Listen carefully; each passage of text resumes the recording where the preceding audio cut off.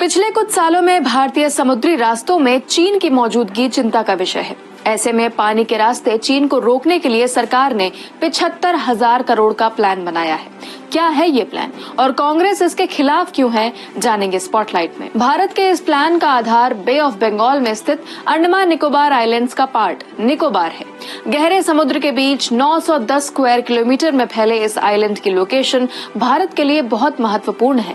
शायद इसीलिए 75,000 करोड़ की लागत से सरकार इसे रीडेवलप करना चाहती है। सरकार का प्लान क्या है, आइए समझते हैं। द ग्रेट निकोबार प्लान के तहत सरकार यहाँ international container transshipment terminal, greenfield international airport के साथ साथ गैस और सोलर पावर प्लांट भी बनाने की तैयारी कर रही है। इस ट्रांसफॉर्मेशन से Nicobar island international shipment hub ही नहीं, टूरिस्ट डेस्टिनेशन भी बनकर उभरेगा। डेवलपमेंट के बाद यहाँ करीब 6,50,000 लोगों के बसने की उम्मीद है। अब सवाल आता है कि द ग्रेट निकोबार प्लान चीन को रोकने में कैसे मददगार साबित होगा। दरअसल इस आइलैंड के लोकेशन बेहद अहम है।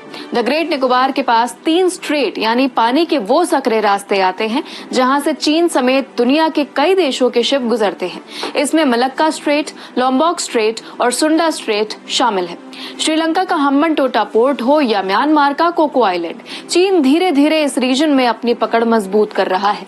ऐसे में निकोबार आइलैंड के डेवलपमेंट से भारत चीन के शिप्स और उनके मूवमेंट पर नजर रख पाएगा। सोचने वाली बात है कि जब निकोबार के जरिए चीन पर नजर रखी जा सकती है तो विपक्षी Congress party the great Nicobar plan का विरोध क्यों कर रही है। दरअसल सरकार ने 3 अगस्त 2023 को संसद में बताया था कि इस प्रोजेक्ट के लिए कम से कम 9.5 लाख पेड़ों को काटना पड़ेगा। हालांकि इसके बाद रेन फॉरेस्ट के इकोसिस्टम को बरकरार रखने के लिए कॉम्पनसेटरी एफॉरेस्टेशन भी किया जाएगा, लेकिन कांग्रेस इतनी बड़ी मात्रा में पेड़ काटने के सख्त खिलाफ है। इसके अलावा Nicobar island vulnerable tribal group Shompen का घर भी है। बाहरी दुनिया से उनका इंटरेक्शन ना के बराबर हुआ है। ऐसे में कांग्रेस मानती है कि इतने बड़े लेवल पर होने वाला एडवांसमेंट इस ट्राइब के लिए खतरा है, साथ ही उनके राइट्स का हनन है।